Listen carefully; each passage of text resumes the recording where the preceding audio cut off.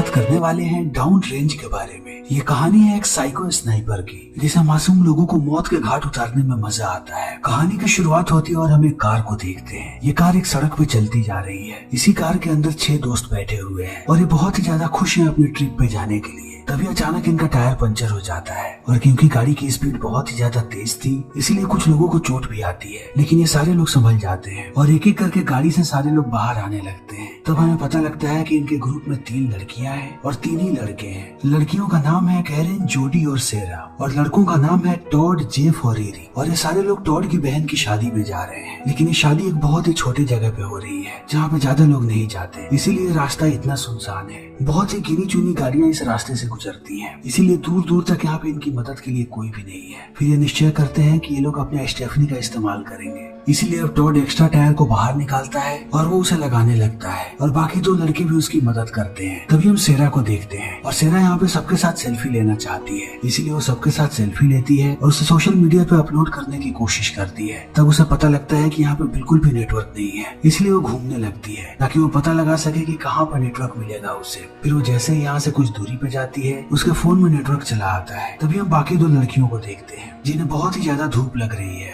इसीलिए वो गाड़ी के पीछे जाकर के बैठ जाती है और एरिक निकल जाता है बाहर और वो जाकर के पास के जंगल में घूमने लगता है। तभी टॉड जेब से कहता है कि वो टायर को बदले और वो जाकर के बैठ जाता है सेरा के पास और उससे बात करने लगता है। लेकिन जेब जैसे ही पुराने टायर को बाहर निकालता है, तभी उसे पता लगता है कि वो टायर अपने आप पंचर नहीं हुआ था, बल्कि उस टायर में किसी ने गोली मारी थी, इसीलिए वो आश्चर्यचकित रह जाता है। तभी हम टॉड को देखते हैं जो बात कर रहा होता है सेरा से। इसी बीच उसकी नजर पड़ती है टायर पे और वो देखता है कि वो टायर अब सड़क की तरफ जा रही है, इसीलिए वो दौड़ के जाता है टायर को पकड़ने के लिए। तभी सेरा अपना फिर से फोन चेक करती है। इसी बीच उसकी नजर पड़ती है जेफ पे। फिर जेफ को देखने के बाद वो बहुत चक्का रह जाती है क्योंकि जेफ के सर में किसी ने गोली मार दी है, इसीलिए अब सेरा की आवाज भी नहीं निकल पाती। तभी इस तरफ टॉड आने लगता है और वो देखता है कि सेरा बहुत परेशान है, इसीलिए वो उससे पूछने की कोशिश करता है। तभी एक और गोली आकर के लग जाती है सेरा के सर में और इस चीज को देखने के बाद अब सारे लोग दंग रह जाते हैं। तभी सेरा उनकी तरफ बढ़ती है और इन्हें पता लगता है कि वो गोली आकर के लगी थी उसकी दाएं आंख में। फिर सेरा इनकी तरफ आगे बढ़ने लगती है। तभी एक और गोली आकर के लगती है उसके सर में और यहीं पे सेरा की मौत हो जाती है। तब इस चीज को देख करके कैरन बहुत परेशान हो जाती है और वो समझ जाती है कि पास में ही कोई स्नाइपर है, इसीलिए वो चिल्ला के अपने दोस्तों को कहती है कि अभी के अभी गाड़ी के पीछे छुप जाओ। इसीलिए दोनों जाकर के गाड़ी के पीछे छुप जाते हैं, लेकिन टॉड को अभी भी ये बात पता नहीं है, लेकिन उसे भी खतरे का आभास हो जाता है, इसीलिए वो भाग करके जाने लगता है गाड़ी के पीछे। तभी वो स्नाइपर टॉड पर भी गोली चला देता है, लेकिन वो गोली आकर के लगती है उसके कंधे पे और टॉड नीचे गिर जाता है, लेकिन वो गाड़ी के पीछे आ चुका है। तब तक एरिक को भी इस बात का आभास हो जाता है, इसीलिए वो जंगल की तरफ से भाग करके आने लगता है गाड़ी की तरफ। लेकिन वो स्नाइपर इस पर अंधाधुंध गोलियां चला रहा है, इसीलिए वो एक कटे हुए पेड़ के पीछे छुप जाता है और टॉड भी गाड़ी के पीछे आ जाता है, लेकिन वो स्नाइपर उस पर ऐसे ही गोलियां चला रहा है, इसीलिए सारे लोग बहुत ही ज्यादा डर जाते हैं और इन्हें अभी तक विश्वास नहीं होता कि इनके साथ क्या हो रहा है। लेकिन धीरे धीरे ये चीजों को समझने लगते हैं और इन्हें पता लगता है कि स्नाइपर ने जानबूझ के इनके टायर को पंचर किया था ताकि वो इन्हें तड़पा तड़पा के मार सके। और कैरन उसकी सारी गतिविधियों को समझ पाती है क्योंकि कैरन एक मिलिट्री फैमिली से आती है, इसीलिए वो कहती है कि उस स्नाइपर ने अपनी बंदूक में साइलेंसर लगा रखा है ताकि हमें उसकी लोकेशन जल्दी पता ना लगे, और अगर वो हमें गाड़ी के पीछे नहीं देख पा रहा है इसका मतलब है कि वो यहाँ से दूर है। फिर इतना कहने के बाद वो टॉड का घाव देखती है, तब उसे पता लगता है कि ये घाव बहुत ही तेज होने वाला है। तभी वो लोग एरिक को देखते हैं और एरिक भी लाचार पड़ा हुआ है दूसरी तरफ और अब वो चाह के भी इनके पास नहीं आ सकता। तब टॉड कहता है कि हमने टायर को लगा दिया है, लेकिन अभी भी उसके सारे के सारे स्क्रूज को टाइट करना है, इसीलिए हमें और टाइम चाहिए होगा। लेकिन ये लोग जानते हैं कि इनके पास इतना टाइम नहीं है और ये टायर्स को टाइट नहीं कर सकते, वरना वो इन्हें मार गिराएगा। तभी कैरन कहती है कि यहाँ से 3 मीटर की दूरी पे मेरे फोन में नेटवर्क आया था, इसीलिए अगर हम किसी तरह से वहाँ पहुँच जाए और पुलिस वालों को कांटेक्ट कर ले तब कहीं हम जिंदा बच सकते हैं। इसीलिए लोग फिर से दिमाग लगाते हैं और एक सेल्फी स्टिक को बाहर निकालते हैं और उस सेल्फी स्टिक पे लगा देते हैं अपने फोन को। फिर गूगल असिस्टेंट को ऑन करते हैं और फोन को अपने से दूर करने लगते हैं ताकि उसमें नेटवर्क आ जाए, और ऐसा ही होता है, फोन में नेटवर्क भी आ जाता है। लेकिन जैसे ही कैरन 911 पे कॉल करने वाली होती है, वह स्नाइपर उसके फोन पे गोली चला देता है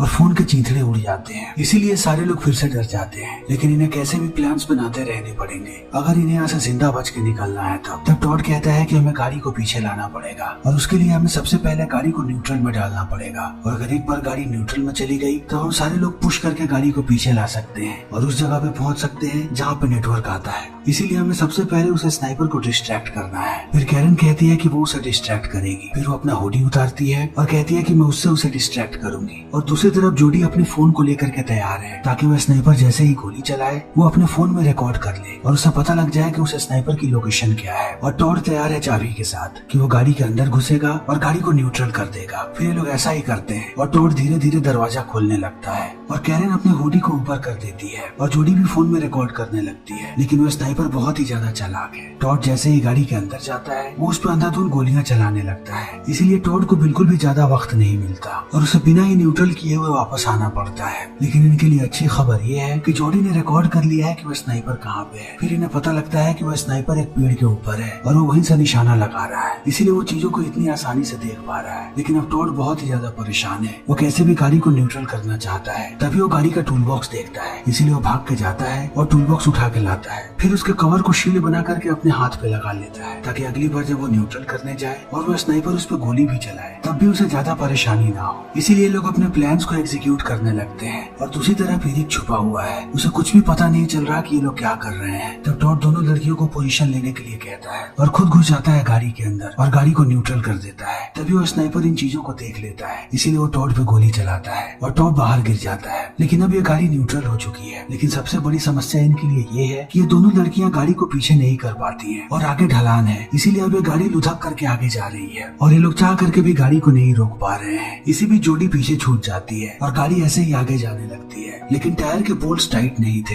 इसीलिए अब टायर बाहर निकल जाता है और गाड़ी रुक जाती है। तभी कैरन देखती है जोडी को और वो उस पर चिल्लाने लगती है और कहती है कि जल्दी यहाँ पे वापस आ जाओ, क्योंकि वो देखती है कि स्नाइपर अभी भी गोली नहीं चला रहा। इसीलिए वो समझ जाती है कि वो रीलोड कर रहा है। इसीलिए वो जोडी को कहती है कि तुम्हारे पास बस यही वक्त है। इसीलिए जोडी भाग करके आने लगती है और एरिक भी इस बात को सुन लेता है। फिर वो भी भागने की कोशिश करता है। लेकिन अब वो स्नाइपर पहले गोली चलाता है एरिक पे और उसके पैर में आकर के गोली लग जाती है। फिर वो ऐसे ही जमीन पे नीचे गिर जाता है और रेंगने लगता है। लेकिन वो स्नाइपर उसे और गोलियां नहीं मारता क्योंकि वो चाहता है कि एरिक तड़प तड़प के मरे। और इस चीज को देख करके ये लोग भी बहुत परेशान होने लगते हैं। तभी ये देखते हैं कि गाड़ी के अंदर एक पानी का बोतल पड़ा हुआ है और इन सबको बहुत ही ज्यादा प्यास लगी हुई है। इसीलिए ये लोग बोतल को बाहर निकालने लगते हैं और बहुत ही कड़ी मशक्कत के बाद बोतल को बाहर भी निकाल लेते हैं। लेकिन ये पानी बहुत ही कम है। फिर भी ये तीनों थोड़ा थोड़ा पानी पीते हैं और इन्हें पता है कि एरिक भी प्यासा होगा। इसीलिए लोग बोतल को फेंकते हैं एरिक की तरफ। लेकिन एरिक जैसे ही पानी पीने वाला होता है वह स्नाइपर उसके हाथ पे गोली चला देता है और एरिक फिर से तड़पने लगता है। तभी हम उस स्नाइपर को देखते हैं जो बड़े ही मजे के साथ खाना खा रहा है और पानी पी रहा है और इन्हें तड़पता हुआ देख करके उसे बहुत ही ज्यादा मजा आ रहा है और समय ऐसे ही बीतने लगता है। फिर थोड़े समय के बाद जोडी को यहाँ पे पेशाब आता है, लेकिन वो जानती है कि वो कहीं और नहीं जा सकती। इसीलिए वो गाड़ी के पीछे ही इनके सामने ही पेशाब करती है। लेकिन अब इन सारी चीजों से टॉड बहुत ही ज्यादा तंग आ चुका है और वो अपनी गर्लफ्रेंड को मिस कर रहा है और उसे लगता है कि वो जिंदा नहीं बचेगा और वो सेरा के बगैर जिंदा भी नहीं रहना चाहता। इसीलिए वो खड़ा होता है और आगे बढ़ने लगता है सेरा की तरफ और जाकर के सेरा का हाथ पकड़ लेता है। और इस चीज को देख करके सारे लोग आश्चर्यचकित हैं क्योंकि उसे स्नाइपर ने अभी तक गोली नहीं चलाई। तभी हम एरिक को देखते हैं और अब धीरे धीरे एरिक मर रहा है। फिर वो अपने सामने एक भेड़िए को देखता है और वो भेड़िया इसे मारने के लिए आ रहा है। लेकिन एरिक इस चीज को देख करके खुश होता है कि अगर वो भेड़िया उसे मारेगा तब कहीं इसकी जान जल्दी निकल जाएगी और इसे ज्यादा नहीं तड़पना पड़ेगा। लेकिन दूसरी तरफ टॉड अभी भी सड़क पे खड़ा है और वो चाहता है कि वह स्नाइपर उसे मार दे, लेकिन वह स्नाइपर उसे नहीं मार रहा। तभी टॉड इस तरफ एक गाड़ी को आता हुआ देखता है और इस चीज को देख करके वो खुश हो जाता है। फिर वो गाड़ी वालों को आगाह करने लगता है और उनसे कहता है कि वो पुलिस वालों को कॉल करे। और स्नाइपर जैसे ही इस चीज को देखता है वो गोली चला देता है टॉड पे और टॉड सेरा के पास ही गिर जाता है। फिर वो उसके हाथ को पकड़ता है और अपना दम तोड़ देता है। तभी हम उस गाड़ी को देखते हैं और इस गाड़ी में 3 लोग हैं, पति पत्नी और उनकी बेटी। और अभी पत्नी गाड़ी चला रही होती है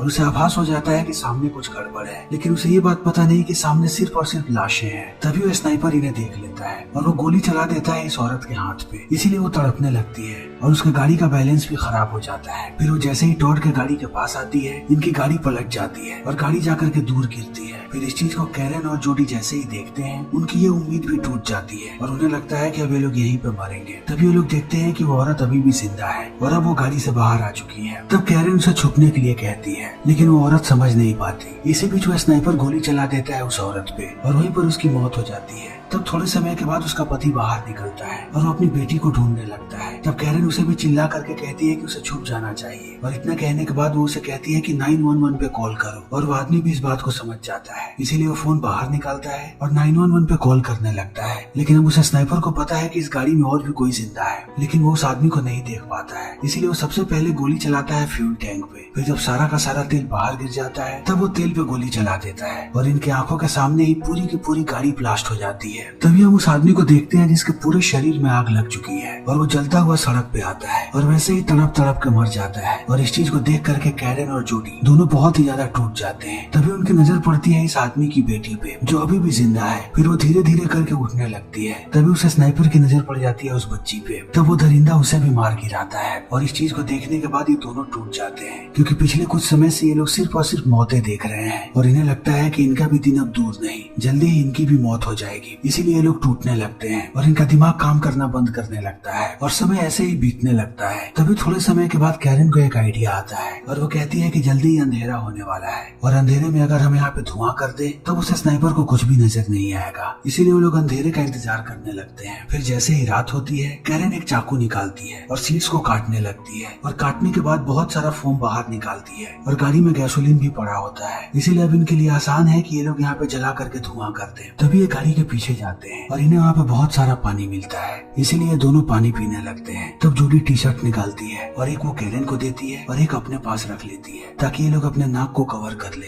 क्योंकि जैसे ही यहाँ पे धुआं फैलेगा उस गैस से इनकी तबीयत भी खराब हो सकती है। इसीलिए ये लोग अपने नाक को बांध लेते हैं। फिर ये गाड़ी के सीट पे गैसोलीन फैलाने लगते हैं। तब कैरन एक पेपर में आग लगाती है और वो पूरे के पूरे गाड़ी में आग लगा देती है और यहाँ पे धुआं फैलने लगता है। लेकिन ये धुआं इतना ज्यादा नहीं है कि ये लोग यहाँ से भाग सके, क्योंकि इन्हें पता है कि उसे स्नाइपर के पास नाइट विजन भी है। इसीलिए वो अंधाधुन इन पे ऐसे ही गोलियां चलाते रहता है और ये लोग धुएं के बढ़ने का इंतजार कर रहे होते हैं। तभी कैरन इस तरफ देखती है पुलिस की गाड़ियों को जो इधर ही आ रहे हैं और वो समझ जाती है कि उस आदमी ने 911 पे कॉल कर दिया था। तभी हम पुलिस वालों को देखते हैं यहाँ पे आता हुआ और दूसरे ही पुलिस वाले लाशों को देख लेते हैं और वो समझ जाते हैं कि उन लोगों ने जितना सोचा था यहाँ का हालात उससे ज्यादा खराब है। फिर भी पुलिस वाले यहाँ पे अपने साथ 2 स्नाइपर्स को लाए हैं, लेकिन उन्हें और बैकअप चाहिए। इसीलिए वो कॉल करते हैं स्टेट पुलिस को और उन्हें कहते हैं कि हमें और भी लोग चाहिए होंगे यहाँ पे। लेकिन वो फोन पे बात कर ही रहे होते हैं तभी स्नाइपर उन पे हमला कर देता है और इनके एक साथी को मार देता है। और इस चीज को देख करके दोनों स्नाइपर्स गोलियां चलाने लगते हैं, लेकिन जो आदमी मरा है वही गाड़ी चला रहा था। इसीलिए अब गलती से उसका पैर पड़ जाता है एक्सीलरेटर पे और ये गाड़ी चलने लगती है। इसीलिए वो दोनों स्नाइपर्स नीचे गिर जाते हैं। तभी कैरन जोडी को कहती है कि यही सही वक्त है, अब धुआं चारों तरफ फैल चुका है, अब हमें यहाँ से भागना पड़ेगा। लेकिन जोडी बहुत ही ज्यादा डर चुकी है, इसलिए वो कहती है कि वो नहीं भाग पाएगी। तब कैरन उसे बार बार समझाती है,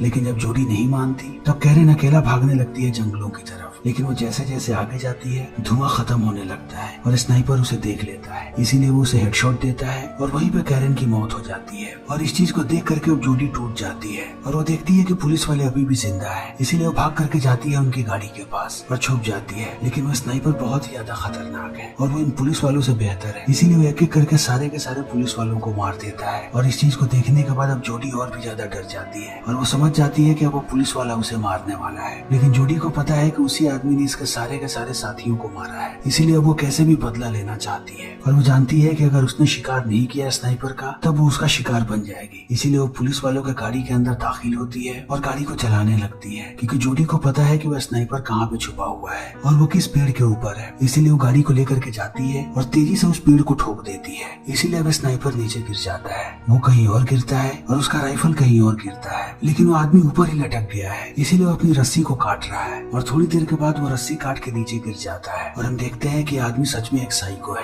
फिर वो धीरे धीरे आगे बढ़ने लगता है जोडी की तरफ। तब जोडी डर के मारे बंदूक उठा लेती है और वो गोली चला देती है स्नाइपर पे। वो उसे लगातार 2 गोलियां मारती है, फिर वो नीचे गिर जाता है। लेकिन जोडी का मन अब भी नहीं भरता, इसीलिए वह स्नाइपर के पास जाती है और उस पे एक और गोली चलाती है। लेकिन अब भी जोडी का मन नहीं भरता, इसीलिए वो फिर से रिलोड करने लगती है ताकि वो उसे एक और गोली मारे। लेकिन अब बंदूक फंस जाता है, इसीलिए रिलोड नहीं हो पाता। तभी वो बंदूक पर बहुत सारे निशान देखती है और उन्हें देखने के बाद वो समझ जाती है कि जितने भी लोगों को यह स्नाइपर मारता है उसके बाद वो अपने बंदूक पे एक निशान बनाता है ताकि उसे पता चलता रहे कि उसने कितने लोगों को मौत के घाट उतारा। और इस चीज को देखने के बाद अब जोडी को फिर से उसके साथी याद आते हैं, इसीलिए वो परेशान हो जाती है और गुस्से से आग बबूला हो जाती है। फिर वो बंदूक से ऐसे ही पीटने लगती है इस स्नाइपर को और उसके शरीर के चीथड़े उड़ा देती है। लेकिन इसी बीच जब वो उसे पीट रही होती है तभी रिलोडर फिर से ऑन हो जाता है और अचानक गोली चल जाती है और वो गोली आकर के लग जाती है जूडी के गर्दन में और इसी के साथ यहाँ पे जूडी की भी मौत हो जाती है और जितने भी लोग इस लोकेशन पे आए थे उनमें से कोई भी जिंदा नहीं बचता और ये फिल्म यहीं पे खत्म हो जाती है। तो दोस्तों हमारी आज की ये वीडियो यहीं पे खत्म होती है। अगर आपको हमारी ये वीडियो पसंद आई हो तो इसे लाइक करें, शेयर करें और चैनल को सब्सक्राइब करें। Thank you.